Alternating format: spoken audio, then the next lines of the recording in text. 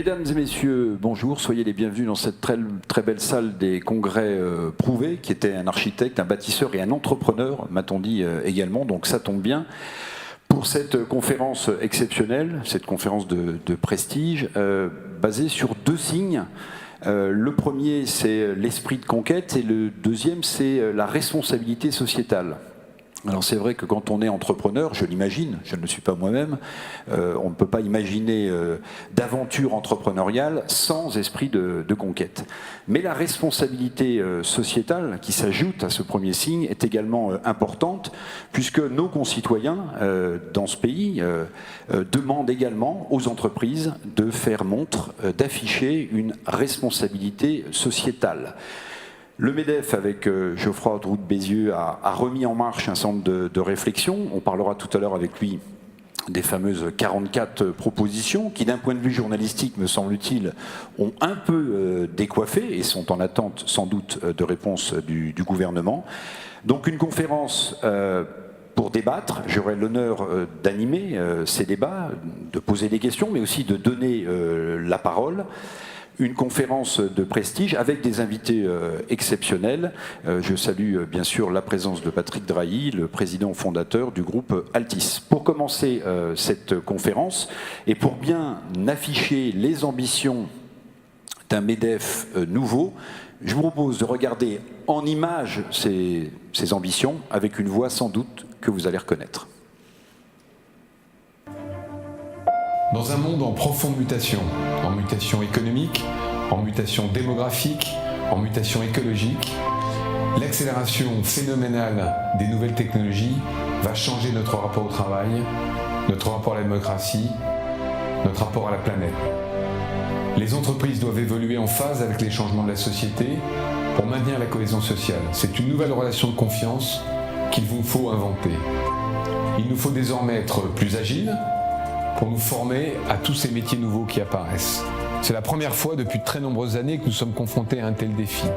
La responsabilité des chefs d'entreprise, des entrepreneurs, est immense. Nous devons anticiper, éclairer, proposer sans cesse. Le MEDEF doit être au cœur de ces mouvements et de ces mutations.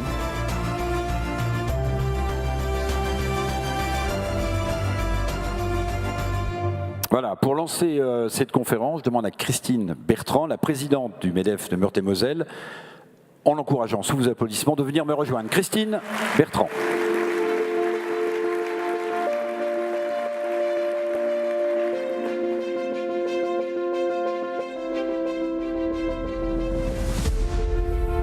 Bonsoir.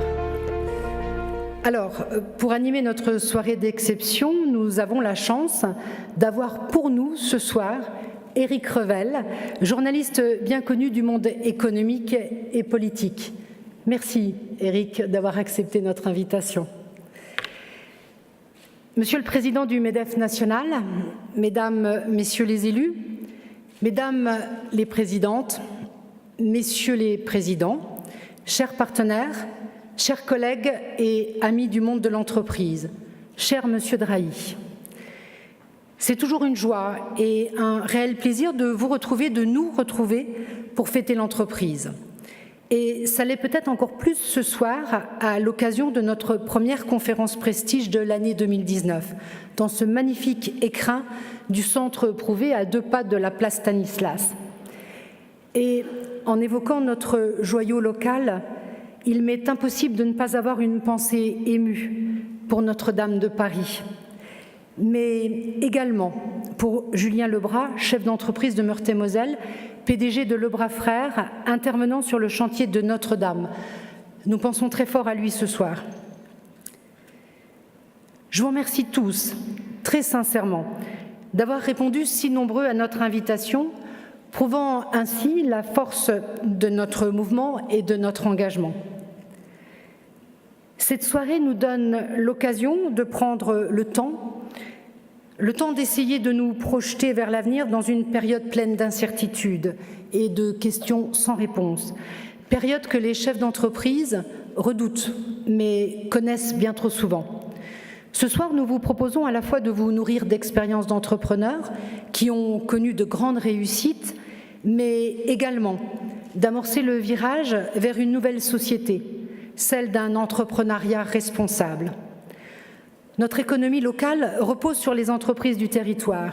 Elle doit poursuivre son développement en s'appuyant sur une croissance durable et une attractivité locale forte. C'est pour moi l'enjeu majeur pour l'avenir de l'économie dans notre département. Il nous faut construire son avenir sur ces deux piliers qui doivent et peuvent se développer harmonieusement dans un même tempo. D'où le choix du thème de notre conférence ce soir, entre esprit de conquête et responsabilité sociétale. Je mesure la grande chance que notre président national, Geoffroy Roux de Bézieux, ait accepté de venir à notre rencontre malgré un emploi du temps quelque peu chargé. Je sais ce que ne sont pas les dossiers qui manquent, puisque entre les suites du grand débat national ou les différentes négociations paritaires, vous êtes très occupé, cher président. Depuis son élection à la tête de notre organisation, notre président est porteur de ce nouveau message, celui de l'implication sociétale des entreprises. Le MEDEF 54 s'est pleinement associé à sa démarche. Et avant de vous présenter le premier intervenant emblématique de notre conférence, permettez-moi de remercier chaleureusement nos partenaires sans qui notre soirée n'aurait pas une si belle tenue. Merci à la BPALC, représentée par Philippe Sigouard. Merci à la Caisse d'épargne Centre Europe, représentée par Jean-Christophe Labbé. Merci à Hervé Baudouin et Martial Munier pour l'UIMM. Je pense qu'il est important de rappeler que le MEDEF est interpro. Il est donc composé d'adhérents directs, mais également de chambres syndicales et de fédérations. C'est pourquoi ce soir, nous sommes très fiers d'avoir l'UIMM Lorraine à nos côtés. Et encore merci, Hervé et Martial. Merci à Jérôme Dupont pour le groupe Malakoff-Médéric. Merci à Alain Vautier pour ERT, une société vosgienne que connaît bien notre invité Patrick Drahi. Merci à Sylvain Lomé pour Batterlink. Merci à Philippe Touran du groupe Louis Pasteur Santé. Merci Philippe d'être toujours à nos côtés. Merci à Alexandre Faro des Émotionneurs, à qui nous devons cette magnifique scénographie. Et merci à Pascal Mouchotte du Centre des jeunes dirigeants de Nancy. Et enfin, République PDG, Christophe Mailleux, et à son directeur de publicité, François Berthelot, qui ont soutenu la communication presse autour de notre événement. Merci très sincèrement. Enfin, bienvenue aux jeunes étudiants de l'école d'ingénieurs Polytech qui auront l'occasion d'intervenir plus tard. Et je dois dire que ça fait du bien d'avoir des jeunes à nos côtés. Merci Christine Bertrand. Je vais vous demander de rester sur scène. Si vous le permettez, je vais demander justement à quelques sponsors de venir me rejoindre sur cette scène. Et je vais commencer par Jean-Christophe Labbé, le directeur Centre Affaires Multimarché Sud-Lorraine des Caisses d'Épargne, et à Philippe Sigouard, le directeur département Meurthe-et-Moselle des Banques Populaires, de venir me rejoindre sur cette scène. Merci beaucoup de les encourager. Merci.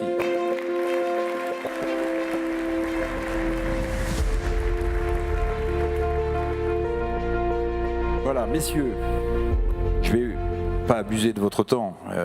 Je vais vous poser une question très simple. Bon, un événement comme celui-ci, la présidente Bertrand le rappelait tout à l'heure, ne pourrait pas se tenir s'il n'y avait pas des partenaires et des sponsors. Quel but, pourquoi avoir décidé d'accompagner cette conférence prestige, cette conférence exceptionnelle du MEDEF Meurthe-et-Moselle ? Si tu le permets, Philippe, je commence. Oui. Voilà, merci. Bonsoir à tous. La Caisse d'épargne Grand Est Europe est très heureuse de participer à cette conférence du MEDEF 54. Bon, la Caisse d'épargne, vous connaissez, c'est une vieille dame de 200 ans qui accompagne l'épargne des Français depuis donc plus de 2 siècles pour justement financer les initiatives économiques sur nos territoires.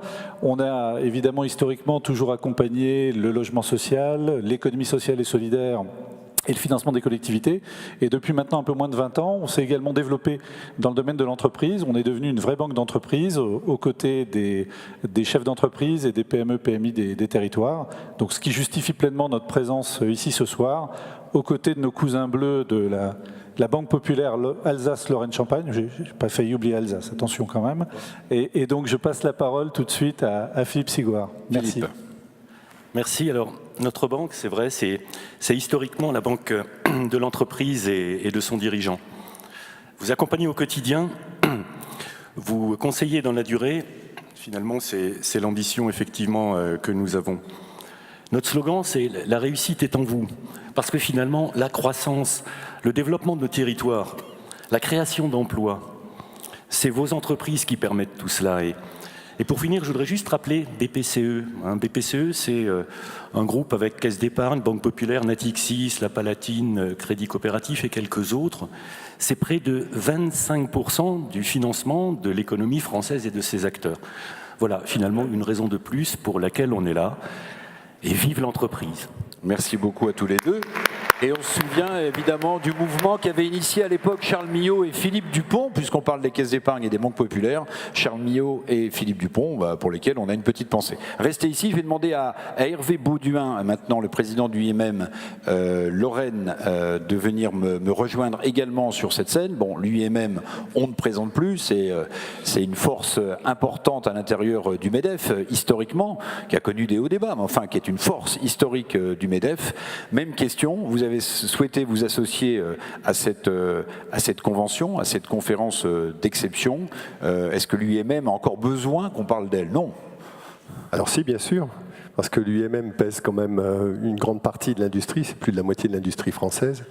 Et dans cette région Lorraine, c'est aussi plus de la moitié de l'industrie lorraine, avec 53 000 salariés, dont 45 000 sont chez nos adhérents. Donc la Lorraine, qu'on présente souvent comme une terre qui s'est désindustrialisée, reste une grande terre d'industrie, et donc notre place était ici. Puis voilà, j'en profite pour remercier Christine, avec laquelle nous entretenons de très bons rapports de collaboration, même si notre échelon est lorrain, et que à ce propos, effectivement, notre attachement à la Lorraine est extrêmement fort, et à la Lorraine et à tous ces territoires.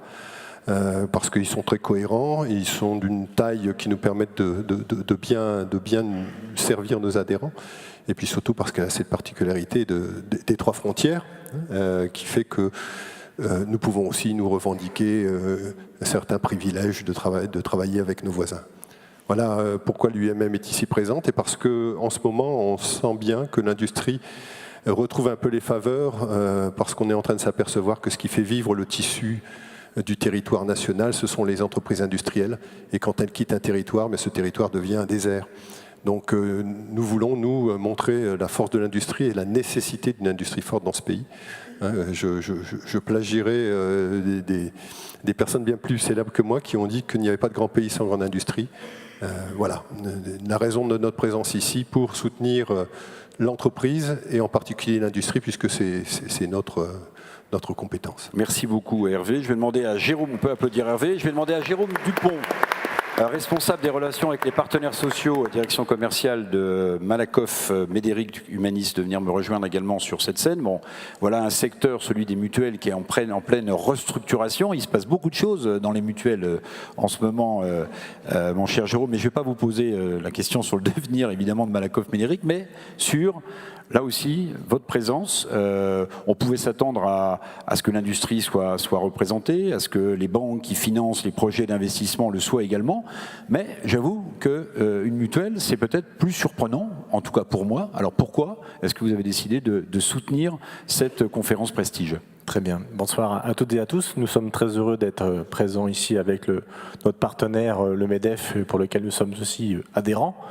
D'abord, nous ne sommes pas une mutuelle, nous sommes une institution de prévoyance paritaire à but non lucratif. Il faut rappeler que à la Somital, donc l'équivalent de notre conseil d'administration, ce sont les organisations patronales, dont le MEDEF, qui est le vice-président aujourd'hui de la Somital, qui font effectivement vivre l'institution de prévoyance qui est Malakoff Médéric Humanis aujourd'hui, puisque depuis le 1er janvier, nous avons fait rapprocher les deux groupes, donc Malakoff Médéric et Humanis. Alors, on se retrouve également sur l'intitulé de la conférence Prestige, puisque Esprit de conquête, c'est un peu l'ambition aussi du nouveau groupe, puisque nous sommes leaders en santé collective et en prévoyance collective. Donc nous sommes co-recommandés dans 93 branches professionnelles aujourd'hui. On a à peu près 20% de part de marché, plus de 10 millions de personnes assurées en santé. Donc ce qui veut dire qu'effectivement, nous sommes un acteur incontournable. Responsabilité également sociétale, ce sont des valeurs que nous portons au sein du groupe Malakoff Médéric Humanis.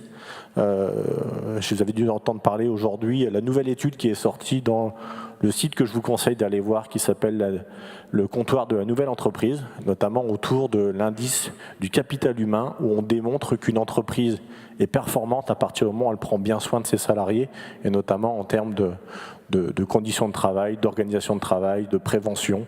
Et donc c'est ce que fait Malakoff Médéric depuis une dizaine d'années, puisqu'on a sorti il y a 10 ans déjà, on sera la 11e année cette année, le baromètre santé au travail. Voilà. Tous les ans, il y a plus de 3-4 000 salariés qui répondent à une étude que nous menons en ligne, ce qui permet de mesurer l'évolution de la santé au travail, et notamment on fait un grand travail, j'ai envie de dire, sur la lutte contre l'absentéisme. On sait que c'est aussi un vecteur de productivité au sein des entreprises aujourd'hui, et on peut accompagner effectivement les entreprises à améliorer cet axe très important en termes de compétitivité. Merci beaucoup Jérôme, on vous applaudit également. Merci beaucoup Jérôme Dupont. Malakoff Médéric, humaniste. Enfin, dernier sponsor, il y en a d'autres, mais en tout cas que je vais appeler Alexandre Faraud, le président, le directeur général de cette belle entreprise de communication incontournable sur la région qui s'appelle Les Émotionnaires. Alexandre Faraud me rejoint sur scène. Merci beaucoup de l'applaudir.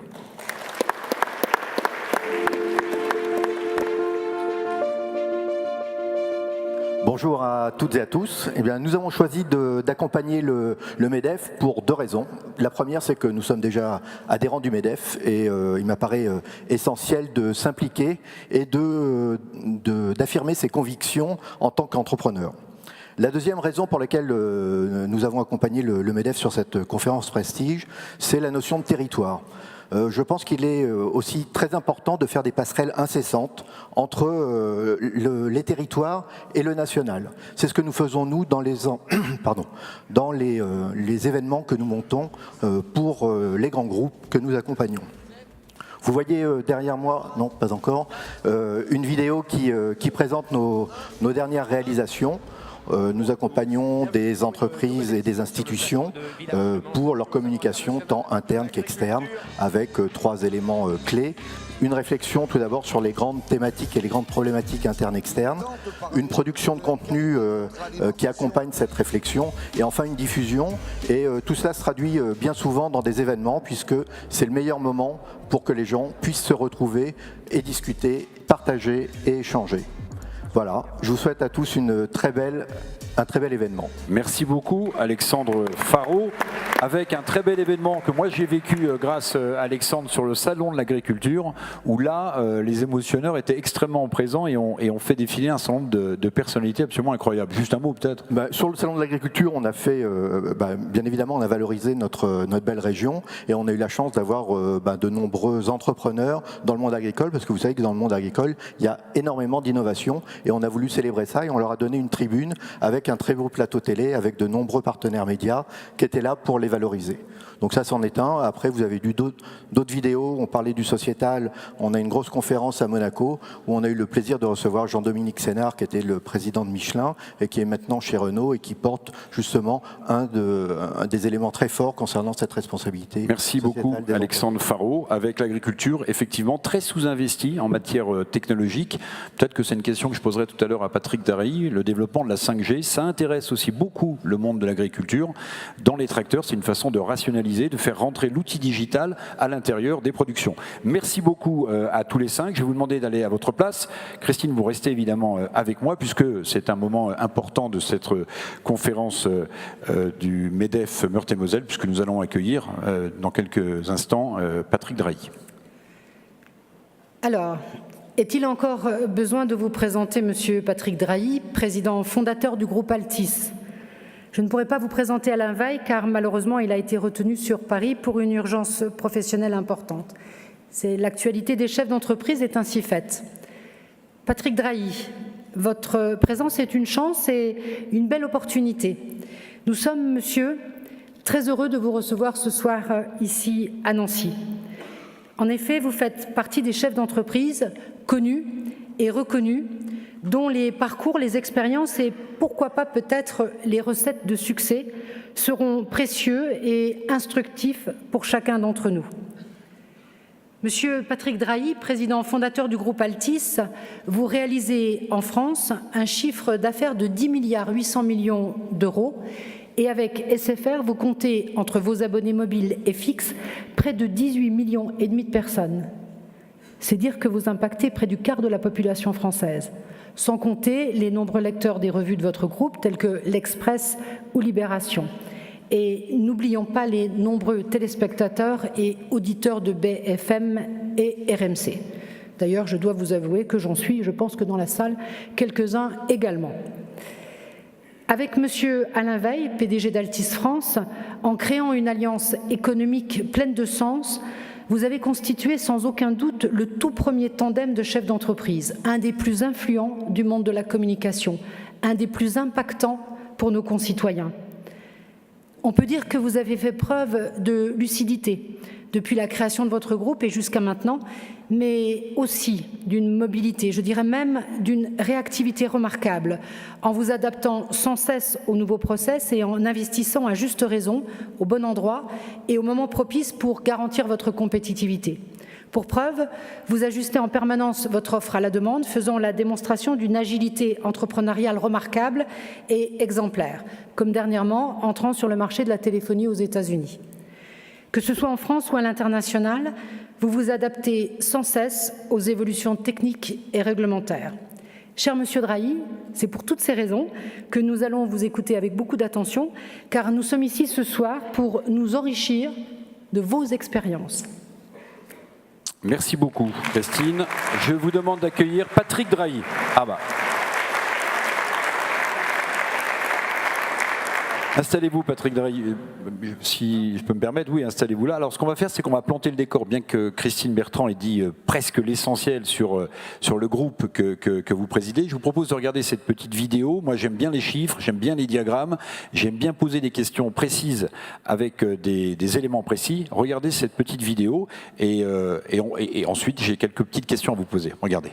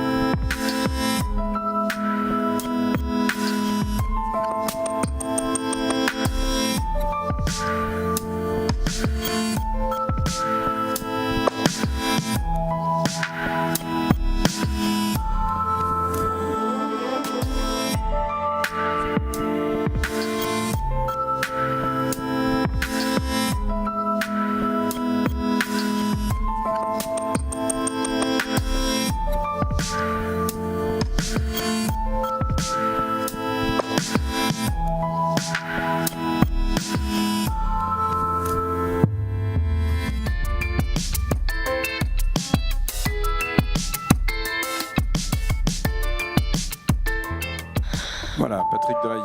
Je vous en prie, installez-vous. Un groupe évidemment très important, incontournable, disait la présidente du MEDEF de Meurthe-et-Moselle. J'aimerais commencer avec une question extrêmement simple. Je vous connais par la presse, je vous entends parler, je lis certaines de vos interviews, mais il y a quelque chose qui m'a frappé tout à l'heure, c'est le temps que vous prenez avec les gens. Quand on est un patron du CAC 40, j'en ai beaucoup interviewé, quand on est une personnalité du business, notamment en France, c'est peut-être pas vrai chez les anglo-saxons, il me semble qu'on passe moins de temps. Vous donnez l'impression, ça sera peut-être ma seule question sympathique, d'être extrêmement gentil, extrêmement proche, extrêmement à l'écoute des gens. Est-ce que c'est quelque chose qui vous frappe dans votre personnalité ou pas ? Alors d'abord, je vous remercie de cette gentille question.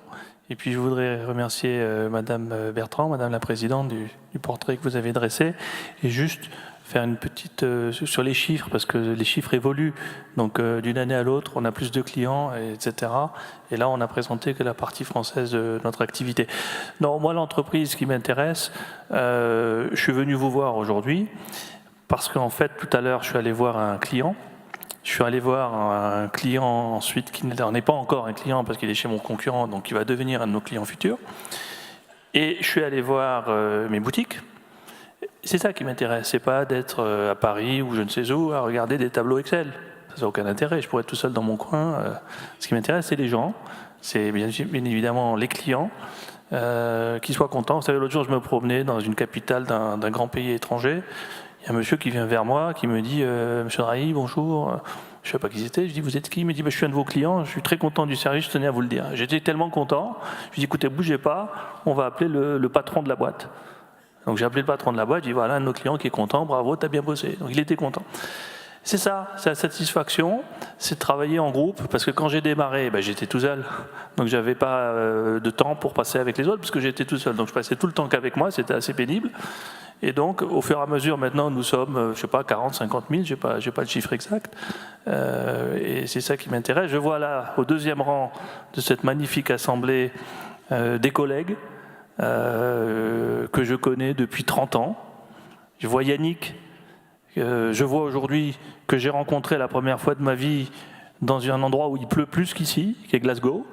Et c'est ça qui est sympa, c'est de retrouver un collègue français qui à l'époque était un jeune ingénieur qui essayait de tirer des fibres optiques sur un papier, parce qu'il faisait des calculs sur un papier, qui aujourd'hui déploie des millions de prises en fibre optique en France. Et c'est ça l'intérêt du métier. Patrick Drahi, j'aimerais, même si vous l'avez souvent évoqué, mais peut-être que tout le monde ne connaît pas votre parcours, j'aimerais que vous le résumiez, mais alors assez rapidement. Je vais vous dire pourquoi, parce qu'il y a une phrase qui me frappe chez vous, je ne sais pas si elle peut expliquer ce parcours d'entrepreneur assez exceptionnel. Vous dites, face à l'obstacle, je passe au-dessus, je passe en dessous, je passe à droite ou je passe à gauche. Vous nous dites, en fait, il n'y a jamais d'obstacle. Alors, c'est à peu près juste, c'est pas tout à fait ce que j'ai dit, parce que ce qui est repris dans les journaux, comme on a des journaux, on sait que c'est pas... Là, je vous ai entendu prononcer cette phrase. C'est ça. Mais bon, en tout cas, ça vient de ma formation. Parce que bon, moi je viens pas du BTP, hein, donc les murs, c'est pas moi qui les ai construits. Moi je viens plutôt du domaine de la recherche scientifique dans l'optique, puisque mon rêve c'était la fibre optique, et dans l'optique, vous avez ce qui est important, c'est la photonique, et rien n'arrête un photon. Un photon, il est dans un état d'énergie 1-0, il passe de l'un à l'autre rapidement, et il ne s'arrête pas devant un mur ou un problème. Donc un problème, en fait, il y a des gens qui créent des problèmes dans la vie, ils font ça toute leur vie, et d'ailleurs après 40 ans, c'est comme ça qu'on reconnaît quelqu'un qui crée des problèmes, c'est qu'il en crée de plus en plus. Et puis, il y a des gens qui passent leur vie à résoudre ces problèmes. Alors, résoudre un problème, ça ne veut pas dire trouver la solution. Ça veut dire parfois passer à côté et oublier le problème. Donc, c'est ce que j'ai voulu dire. C'est-à-dire qu'il y a des situations qu'on peut résoudre, il y a d'autres situations qu'on ne peut pas résoudre, il faut juste passer à côté et poursuivre son chemin. Alors ce parcours, ça commence, vous tapez à la porte des banques, hein, c'est un grand classique, mais c'est vrai. Vous tapez à la porte des banques, on est encore en francs, on n'est pas évidemment en euros, hein, et vous avez toutes les peines du monde, si j'ai bien compris, à obtenir le premier crédit pour lancer votre première entreprise. C'est la question, c'est quoi? Est-ce que c'est juste? Est-ce que c'est une forme de légende? Est-ce que vraiment Non, c'est juste. J'ai raconté tout à l'heure à nos deux banquiers qui ont intervenu juste avant. J'ai raconté que je suis toujours. Alors c'est juste, mais la première fois que j'ai emprunté, c'était encore avant, parce que ça c'était pour mon entreprise. La première fois donc c'était en 1993. La première fois que j'ai emprunté, c'est en 1991. Quand ma fille, qui j'espère regarde en ligne grâce au travail que vous avez mis en ligne, ce que je suis en train de dire, quand elle est née, évidemment on n'avait pas acheté la poussette avec ma femme parce qu'on n'est pas tellement organisé, donc ma femme m'a dit va acheter la poussette. Alors il était 8h du matin, donc je descends dans la rue à Paris, il n'y a pas de magasin de poussettes à 8h qui sont ouverts, mais il y avait une agence immobilière. Donc je suis rentré dans l'agence immobilière et j'ai acheté une maison. J'ai fait un chèque, alors à l'époque c'était des francs français, j'ai fait un chèque de 200 000 francs français, Société Générale, et j'ai appelé Monsieur Joliduc. J'espère qu'il m'entend parce que je suis toujours ami avec lui. C'était le patron de la Société Générale. J'ai dit voilà Monsieur Joliduc, ça tombe bien Monsieur Drahi, vous avez un découvert. Je dis justement, je viens de faire un chèque de 200 000, ça serait bien que vous l'honoriez et que vous payiez le reste du crédit pour 1,8 million. Il m'a prêté, je disais ça à nos amis tout à l'heure, à l'époque, il m'a prêté 100% du prix de la maison que j'ai achetée. Et j'avais un emprunt sur 15 ans. Et ce qui me rend heureux, je suis toujours en contact avec M. Joliduc, il est à la retraite aujourd'hui, mais il vous dira que je suis l'un de ses rares clients qui a remboursé cash, enfin paiement en comptant, en 7 ans. C'est-à-dire pendant 7 ans, j'ai rien remboursé, j'étais à la ramasse complète, et la 7e année, je lui dis bonjour M. Joliduc, voilà, je n'ai plus besoin de l'emprunt, je vous rembourse parce que j'avais gagné de l'argent dans mon entreprise.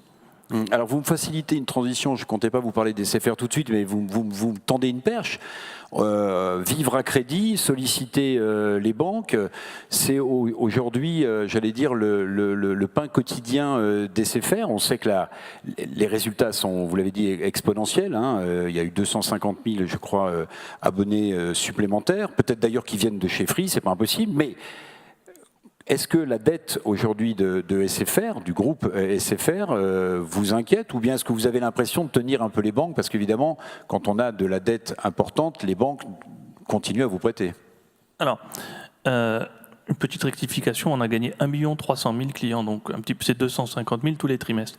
Et on les gagne sur le marché, on ne les gagne pas forcément au détriment des autres.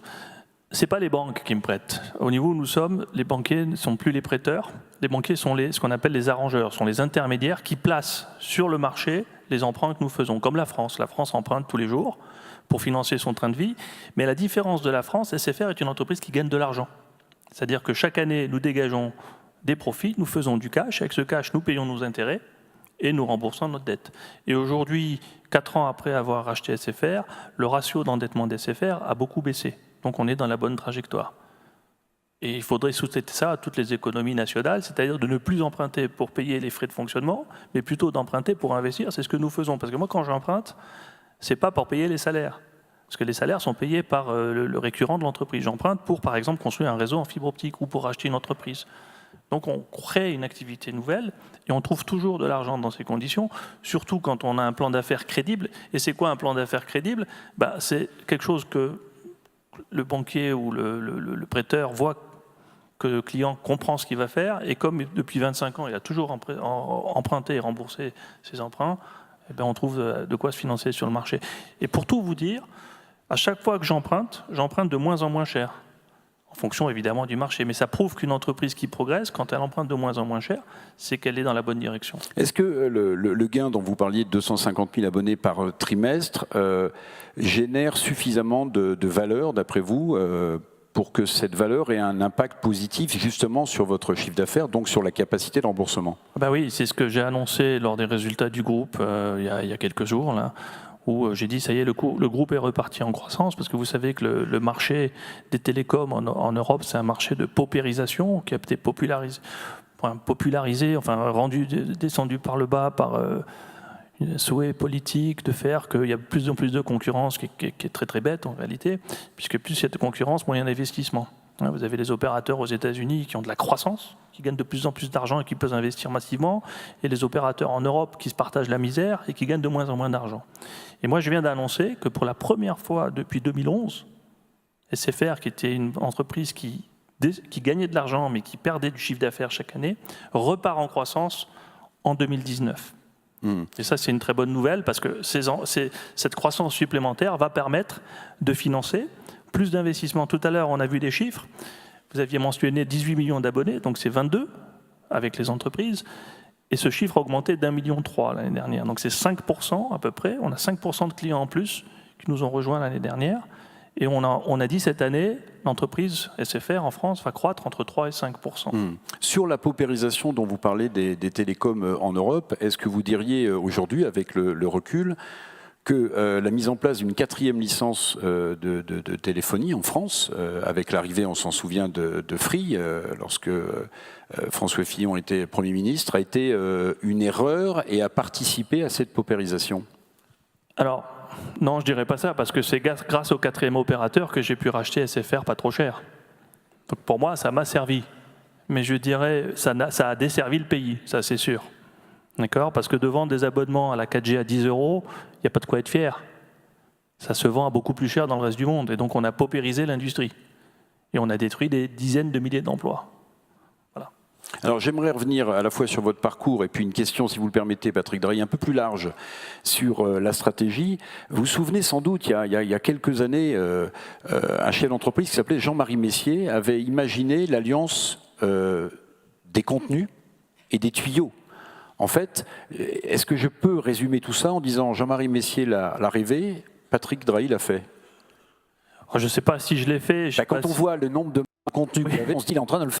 Oui, moi je n'ai pas forcément pris ce modèle-là en exemple, même si j'avais beaucoup d'admiration pour Jean-Marie Messier quand j'étais plus jeune, et j'en ai toujours parce que c'est un très bon banquier d'affaires, qui vient d'ailleurs de revendre sa banque à un grand groupe. Moi j'ai suivi, vous savez, moi j'ai un principe simple, c'est un peu comme au football, c'est-à-dire que j'ai tendance plutôt à regarder les équipes qui gagnent que les équipes qui perdent. Donc, en matière d'infrastructure, de télécom et de services et d'innovation, aujourd'hui, on a peur des gens qui réussissent. Quand on met une taxe sur les GAFA, quelque part, c'est qu'on a peur d'eux. Ou quand on met des bâtons dans les roues à des grandes entreprises chinoises qui sont très en avance au niveau technologique, c'est qu'on a peur. C'est une réaction de peur. Donc moi, j'ai tendance à aller plutôt dans les pays qui sont en avance sur nous, plutôt qu'à me recroqueviller sur moi-même en disant comment je fais pour arrêter la vague qui arrive sur moi. Et donc, je suis allé aux États-Unis, je vais tous les jours, enfin tous les mois aux États-Unis depuis que j'ai 22-23 ans. Et j'ai vu que là-bas, la convergence télécom tuyau contenu, enfin télécom média, a commencé il y a bien longtemps. Si vous voulez, le premier opérateur de câble aux États-Unis, qui est le premier opérateur de câble mondial, qui s'appelle Comcast, qui pour moi est un modèle parce que c'est une entreprise familiale. C'est le père qui a démarré l'entreprise il y a 70 ans et c'est le fils qui la gère aujourd'hui. Et le fils du fils qui travaille dans l'entreprise. Cette première entreprise mondiale s'appelle Comcast, a racheté le groupe NBC Universal il y a de cela 7 à 8 ans. Et qu'est-ce qu'il y a dans NBC Universal? Il y a une chaîne nationale, NBC, qui est l'équivalent de TF1, mais avec la puissance américaine. Vous avez des chaînes de sport. Vous avez NBC, CNBC, qui est une chaîne de news. Vous avez les chaînes de news business. Enfin, vous avez exactement ce que j'ai retrouvé en m'associant avec Alain Veil, et que nous sommes en train d'essayer de construire en France. Et quand on nous dit c'est pas ça qu'il faut faire, bon, moi j'écoute pas, parce que c'est ça qui marche ailleurs. Donc peut-être que ça ne marchera pas en France si on nous empêche de faire tout ce qu'on a prévu de faire, mais a priori ça devrait marcher. Et j'ai investi aux États-Unis et je reproduis la même démarche. On est en train d'investir dans les news aux États-Unis, par exemple, en ce moment. Avec une différence, si vous me permettez, quand même importante entre le développement du câble aux États-Unis et en France, c'est qu'aux États-Unis, Comcast, vous le rappeliez, est un roi parmi les majors de télécom. En France, le câble, et vous le savez par définition, puisque vous avez commencé par là, et je vais revenir sur votre parcours, le câble, ça a été un quasi-échec dans notre pays. C'est toujours pareil, c'était un échec pour ceux qui l'ont construit, et pour moi c'est un grand succès, puisque je l'ai racheté pas cher à des gens qui ne savaient pas quoi en faire. Donc moi, si vous voulez, j'ai racheté l'ensemble du câble français pour quelques centaines de millions, et quand j'ai rapproché le câble de SFR, ça valait 6,5 milliards. Donc c'est toujours pareil, une entreprise, et c'est un peu la question du début, c'est les gens qui font la différence. C'est pas les idées géniales, moi j'ai rien inventé de génial, c'est comment on parle aux gens, comment on gère les gens, comment on les motive. Alors c'est sûr que quand on a commencé à déployer du câble en France avec des subventions, avec de l'argent public, en général, les gens qui travaillent dans cet environnement, ils sont moyennement motivés. Ils pensent à leur retraite, ils pensent à faire moins d'heures et ils pensent à la pérennité de l'emploi. Alors que vous êtes dans une entreprise privée, là il n'y a que des entrepreneurs dans la salle, c'est pas à ça que vous pensez. Vous pensez à développer, vous pensez à avancer, accessoirement à gagner un peu d'argent, parce que si on n'en gagne pas, ça ne peut pas marcher. Donc la démarche est différente. Moi j'ai repris des entreprises de câble, j'ai construit des entreprises de câble au départ, dans le sud de la France, en partant de zéro, qui au bout d'un an marchaient mieux que ceux qui étaient là depuis 15 ans, gérés par certains dont ce n'était pas le métier.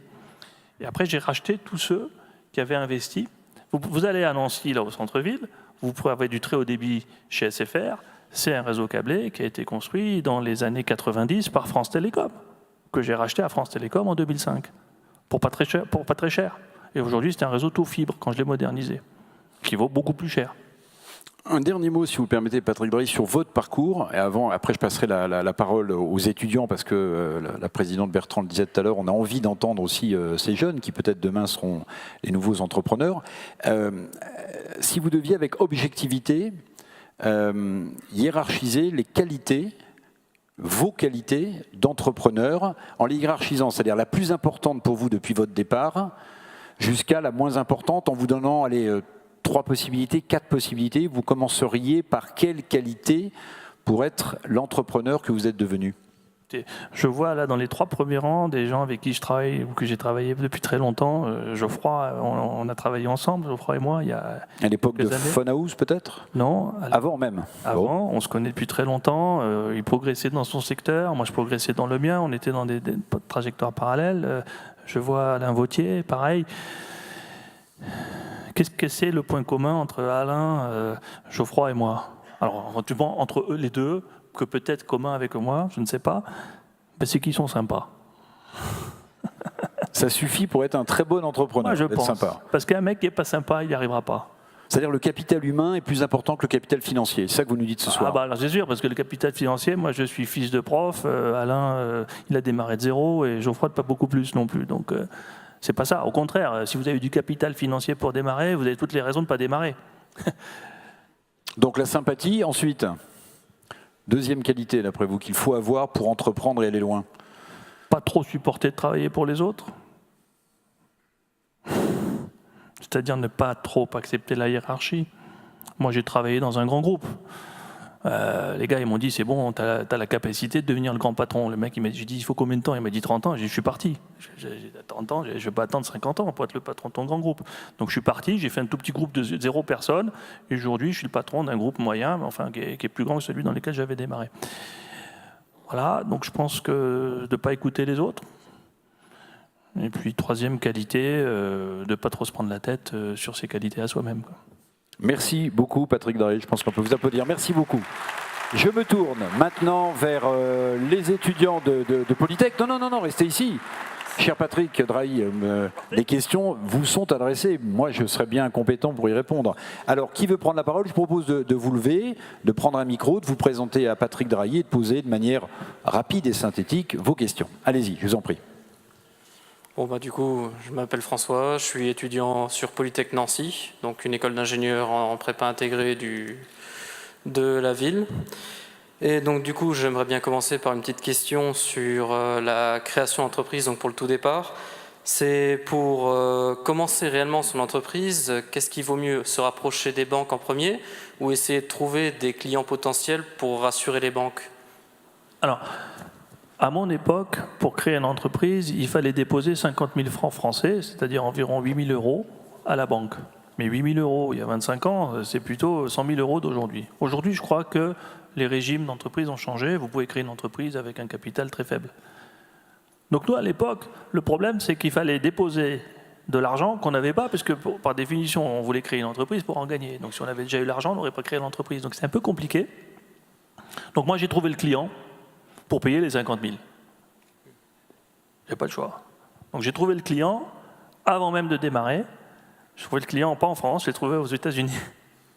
Parce que à chaque fois que j'allais voir quelqu'un avec mon idée en France, on me disait non. Donc je suis allé aux États-Unis. Une fois, je l'ai trouvé en une après-midi. D'accord, merci.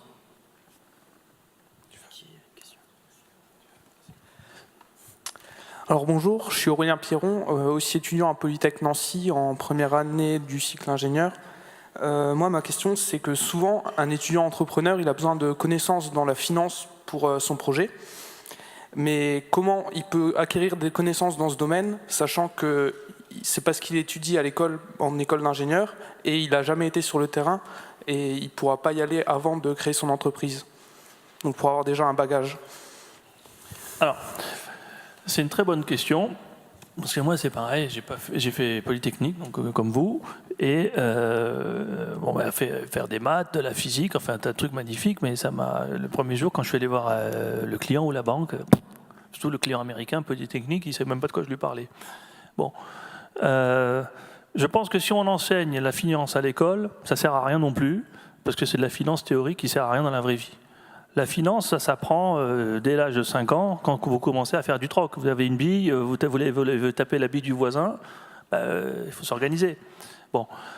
Et donc, moi je pense que le plus intéressant serait de créer, non pas des cours de finance théorique, comment lire un bilan, parce que ça c'est pour devenir expert comptable, donc c'est pas forcément ce dont on a besoin.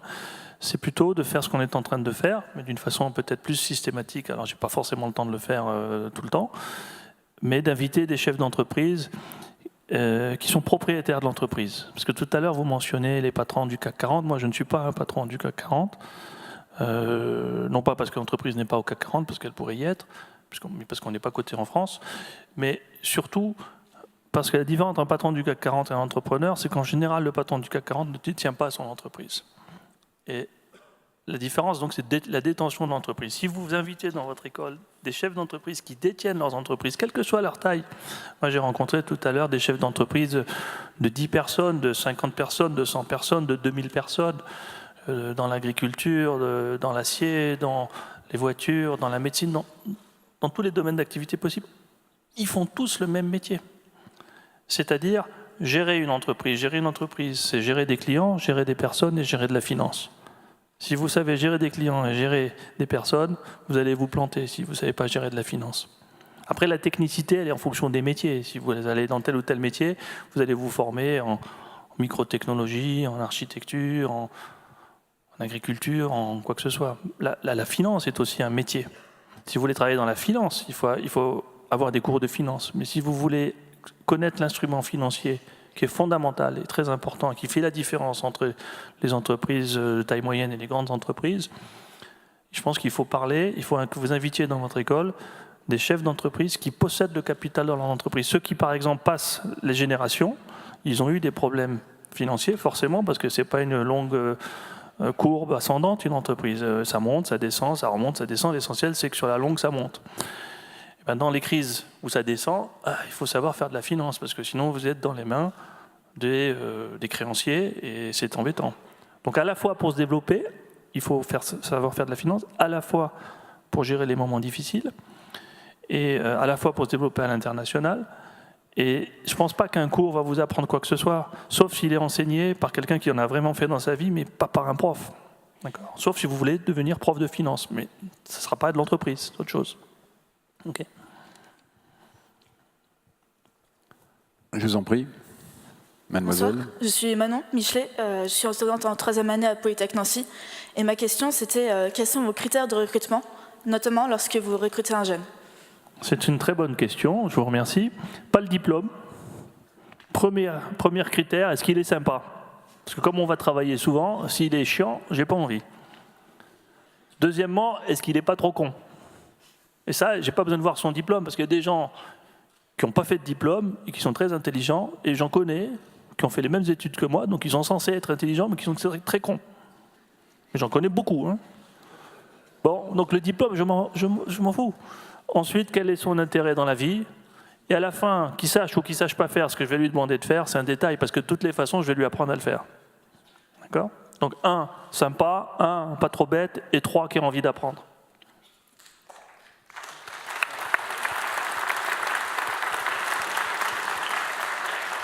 Allez-y, je vous en prie. Alors, bonjour, je me présente, je m'appelle Wardi Garbi, je suis en 3e année donc à Polytech Nancy.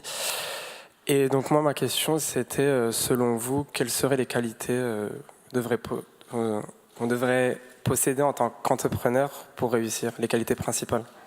Donc voilà. Écoute, la qualité principale... Bon, d'abord, je voudrais dire quelque chose, parce que c'est un peu comme dans les réseaux sociaux, tout le monde, il y a une folie pour être beau, bien habillé, machin, truc. Il y a des critères de beauté absolus, ça ne veut rien dire. Il y a des gens qui sont, selon les critères, pas beaux, mais qui sont en réalité extrêmement beaux. Parce que c'est plus important d'être beau de l'intérieur que beau de l'extérieur. Donc ce n'est pas tout le monde qui doit devenir entrepreneur. Il y a des gens qui ne pourront pas devenir entrepreneur, et ce n'est pas grave. On a besoin de médecins, on a besoin de gens dans l'administration, on a besoin de gens qui travaillent dans des entreprises qui ne sont pas entrepreneurs.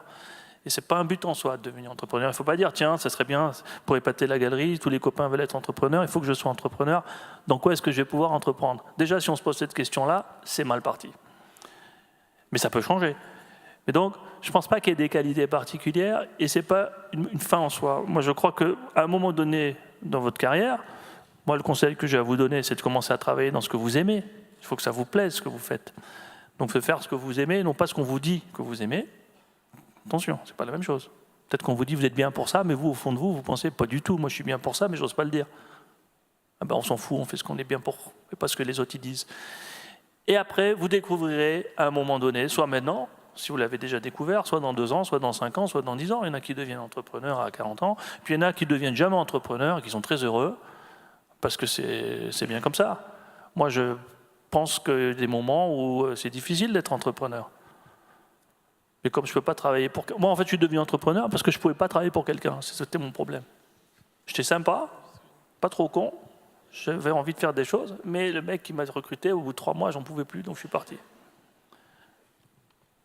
Voilà. Je pense que la plus grande qualité dans la vie, c'est d'assumer sa liberté, de faire ce qu'on a envie de faire, quoi, en fin de compte. D'accord ? Merci. Une dernière question, allez-y. Donc du coup, je vais en poser une petite deuxième. Est-ce que vous pensez que créer une entreprise avec un groupe d'amis, c'est plutôt une chance, enfin un plus, ou un handicap ? C'est une très très bonne question. L'entreprise, c'est pas les amis, c'est pas la famille. C'est un autre métier. D'accord ? Alors, si vous êtes un très grand groupe d'amis, c'est un peu dangereux, quoi. Alors, si vous êtes le chef, c'est pas un problème. Si vous vous sentez capable d'être le chef. Si vous préférez être derrière un chef, parce que moi je connais plein de gens qui sont formidables, qui ne peuvent pas être le chef, mais qui sont très contents d'être le numéro 2, le numéro 3, le numéro 4, et on en a besoin. Il ne peut pas y avoir que des numéros 1. Il ne peut pas y avoir que des avant-centres ou que des goals. Mais c'est compliqué quand on est nombreux. Vous savez, vous regardez les grands entrepreneurs. Moi, je suis tout petit à l'échelon français. Hein. Vous prenez un jeune Zuckerberg, il est parti tout seul. Bill Gates, il est parti avec un mec, puis après des moments, il a continué tout seul. D'accord ? Compliqué, c'est une vie de solitaire quand même. Hein. Mais où on passe son temps à voir des gens. Donc pourquoi pas, mais faites attention, parce que l'entreprise, comme je le disais tout à l'heure, ce n'est pas un chemin tout droit qui monte. Il y a des moments difficiles. Et dans ces moments difficiles, quand on est avec des amis ou quand on est avec la famille, on ne veut pas les blesser, parce qu'on ne veut pas casser son amitié. C'est comme on dit souvent, il ne faut pas discuter d'argent avec ses amis ou avec sa famille. Et dans l'entreprise, on discute quand même pas mal d'argent. Hein. Voilà. Merci. Voilà, merci beaucoup aux jeunes de Polytech et merci à Patrick Drahi, merci beaucoup. Merci à vous. Merci Patrick.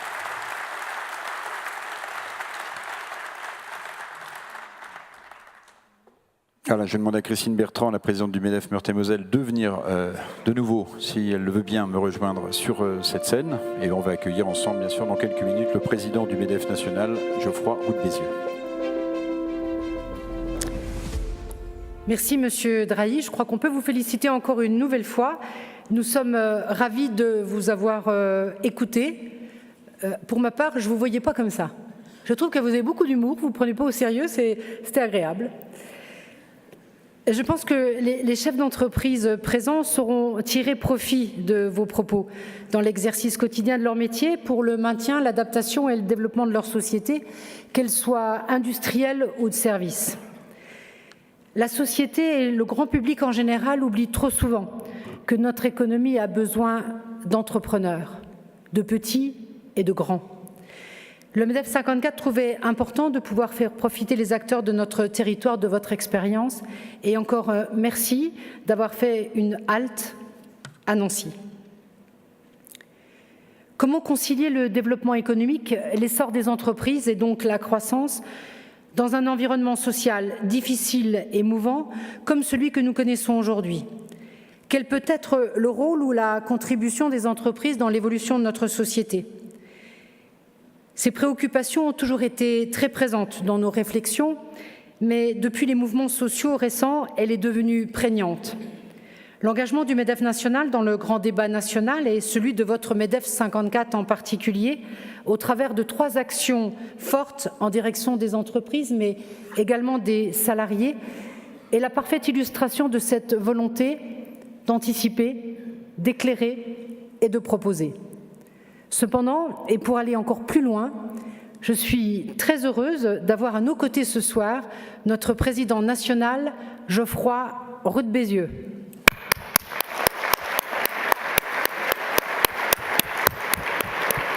Dans un monde en profonde mutation économique, en mutation démographique, en mutation écologique, l'accélération phénoménale des nouvelles technologies va changer notre rapport au travail, notre rapport à la démocratie, notre rapport à la planète.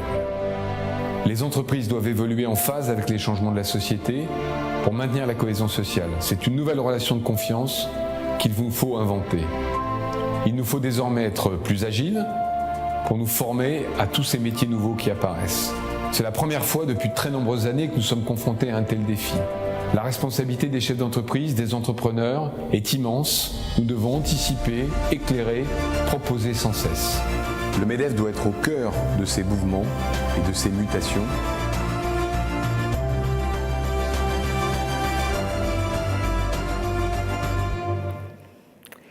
Cher Président, cher Geoffroy, vous êtes un grand chef d'entreprise, ayant su créer, développer, transmettre ou reprendre une entreprise. Cher Geoffroy, cher Président, tu es un très grand chef d'entreprise. Hein, c'est mieux. Ayant su créer, développer, transmettre ou reprendre une entreprise. Tu as su, toi aussi, faire preuve de clairvoyance en t'adaptant sans cesse, démontrant là, par là même ton esprit de conquête, mais surtout ton envie de toujours progresser. Brillamment élu président de notre MEDEF national en juillet dernier, tu as choisi de poursuivre et surtout d'amplifier un engagement qui était déjà fort en faveur de la cause collective. Tu as décidé d'assumer la lourde mission d'indiquer la voie à suivre. Et face à ce programme ambitieux, nos pairs t'ont fait confiance pour mettre en œuvre ce programme. Et j'ose dire que nous ne sommes pas déçus. Tout d'abord, tu as voulu porter la parole des entreprises et les représenter dans toutes les instances afin que les partenaires sociaux puissent jouer pleinement leur rôle de ciment social. C'est indispensable aujourd'hui et dans cet esprit, tu m'as offert également la possibilité d'œuvrer à tes côtés au Conseil exécutif et ça, je t'en remercie très sincèrement. C'est pour moi une belle aventure. Ensuite, tu voulais poursuivre la défense des entreprises en insistant sur l'indispensable réduction des charges et des prélèvements obligatoires. Ils représentent aujourd'hui 48% de la richesse produite dans notre pays. 48%. Tous ces prélèvements asphyxient les entreprises, mais également nos concitoyens. Par ce combat, parce que c'en est un, tu as, cher Président, engagé une haute bataille et mis en œuvre la reconquête de la compétitivité de nos entreprises, de la croissance de notre économie dans un environnement contraint, parfois mouvant, trop souvent complexe et difficile. Ici, à Nancy, le MEDEF Meurthe-et-Moselle est à tes côtés pour relever et gagner ce challenge. Ainsi, afin d'être au service de ses adhérents et en proximité avec son territoire, le MEDEF 54 s'est engagé dans la voie que tu traces en mettant en œuvre des services concrets. Parce qu'au MEDEF 54, nous aimons l'efficacité. C'est notre marque de fabrique.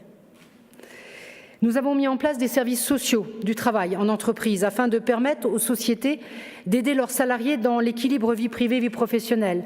Du conseil juridique, nous avons 9 juristes experts dans toutes les thématiques impactant l'entreprise. Une plateforme achat, un club business, des réunions d'information technique ou plus générales. Mais nous avons fait aussi des actions responsables, ancrées dans notre territoire, au service de la jeunesse, des quartiers et de la ruralité avec les déterminés.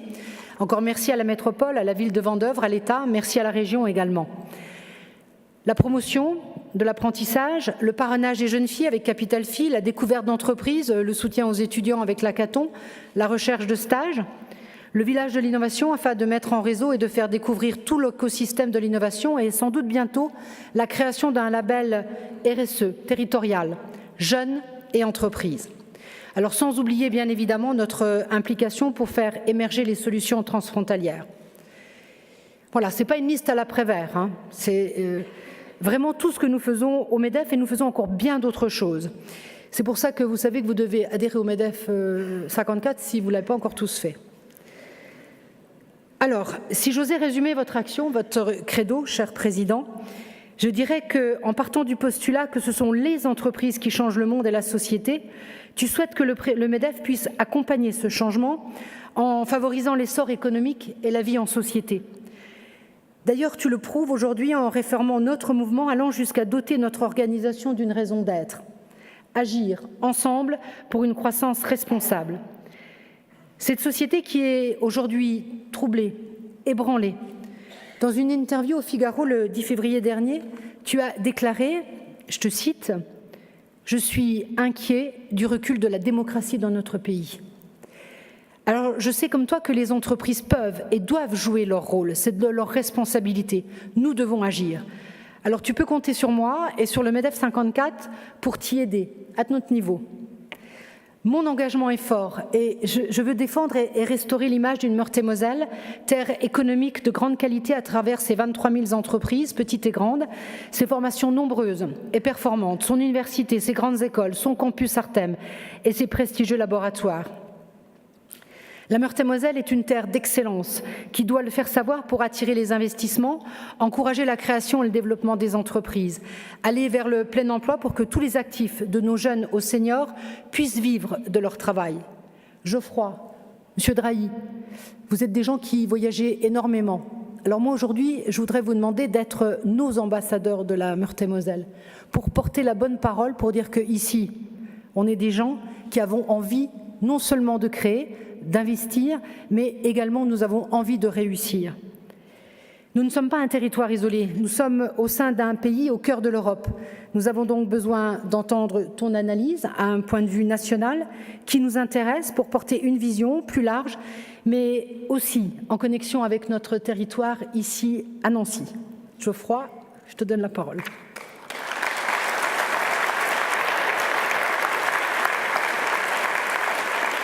Merci Christine, je suis évidemment très heureux d'être là, j'ai la chance d'avoir Christine à mes côtés au conseil exécutif, porte une parole forte d'entrepreneur. Je suis très content de retrouver Patrick, que je connais effectivement depuis 15 ans.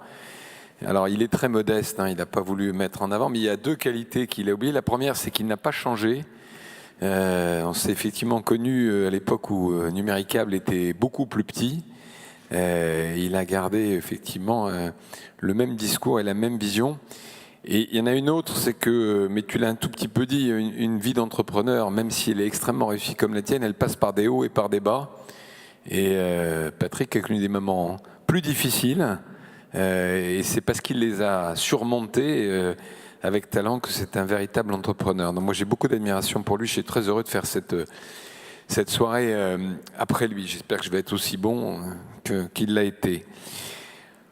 Je ne peux pas commencer sans dire un mot de ce qui s'est passé depuis 24 heures dans notre pays et le drame que Paris a vécu.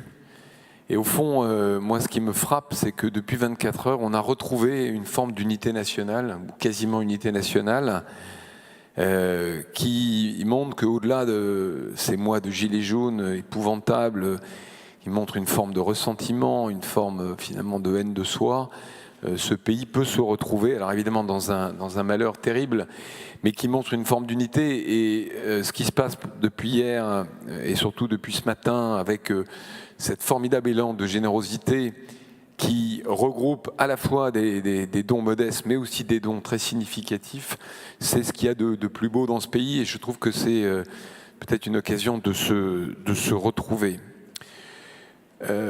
On l'oublie, mais la France est une terre d'entrepreneurs. D'abord, entrepreneur, qui est un mot utilisé par les Américains, c'est un mot français.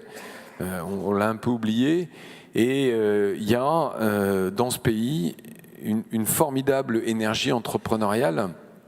Tu l'as souligné, Patrick est un entrepreneur, c'est quelqu'un qui est propriétaire de tout ou partie de son entreprise. C'est-à-dire que tous les matins, il risque son capital. C'est pas tout à fait la même chose qu'un manager salarié, même si les deux sont honorables. Et on a des atouts dans ce pays pour être une terre d'entrepreneurs. Et c'est probablement la phrase que j'utilise souvent, tu as dit les entreprises qui ont les solutions. Moi, je préfère dire les entrepreneurs qui ont les solutions. Je cite cet exemple souvent. Au XXe siècle, c'est la NASA, c'est l'État américain qui a envoyé des hommes sur la Lune. Au XXIe siècle, ça sera probablement un entrepreneur, soit Jeff Bezos, soit Elon Musk, je ne sais pas qui arrivera en premier, il y a une course qui se mène. Ça traduit quelque chose d'assez fondamental, c'est que les solutions aux problèmes de la planète, les solutions aux problèmes d'inclusion, les solutions aux problèmes même d'inégalité, elles viendront des entrepreneurs. Les États n'ont plus les solutions, et nos compatriotes et les citoyens du monde le savent. Quand on regarde bien les études, l'image de l'entreprise a formidablement progressé depuis 30 ans partout dans le monde, même s'il y a des critiques ça et là. Mais les attentes vis-à-vis des entreprises sont aussi très fortes. On attend des entreprises qu'elles résolvent plein de problèmes que les États n'arrivent plus à résoudre. Mars est évidemment un exemple un peu atypique, mais quand on regarde par exemple les attentes vis-à-vis de la transition écologique, ce sont vers nous vers les entrepreneurs, vers vous, que nos concitoyens se tournent, beaucoup plus que vers les États. Ils ont au fond le sentiment que les États sont un peu puissants. D'ailleurs, la séquence autour de Notre-Dame le montre d'une certaine manière. Vous avez d'un côté la région Île-de-France qui propose de mettre 10 millions pour restaurer Notre-Dame, et puis très rapidement, avant d'ailleurs, François Pinault ou la famille Pinault, la famille Arnaud, la famille Bettencourt, qui mettent des moyens à disposition bien plus importants. Alors un mot sur les gilets jaunes et l'analyse qu'on peut en faire, et puis les propositions qu'on a fait.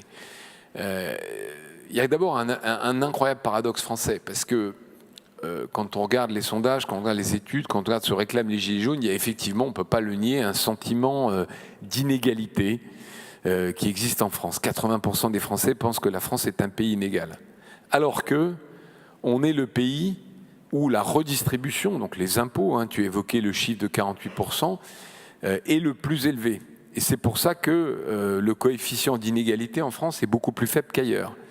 Hein, en gros, le chiffre à retenir, c'est que la différence entre les 10% les plus riches et les 10% les plus pauvres, elle est de 1 à 5 en France, alors qu'elle est de 1 à 20 aux États-Unis. Et aux États-Unis, c'est tout le paradoxe français, aux États-Unis, le sentiment d'inégalité est plus faible qu'en France. Bon, ce paradoxe, il faut le prendre en compte. C'est pas une réalité, mais c'est une réalité perçue. Comment on peut l'expliquer ? En fait, quand on creuse un peu, on s'aperçoit que la France, et là les chiffres sont là, c'est le pays qui est le plus inégal, non pas en termes de revenus, mais en termes de destin. En d'autres termes, si vous êtes né dans un foyer modeste, dans un foyer pauvre, c'est le pays où vous avez le moins de chances de monter l'escalier ou l'ascenseur social.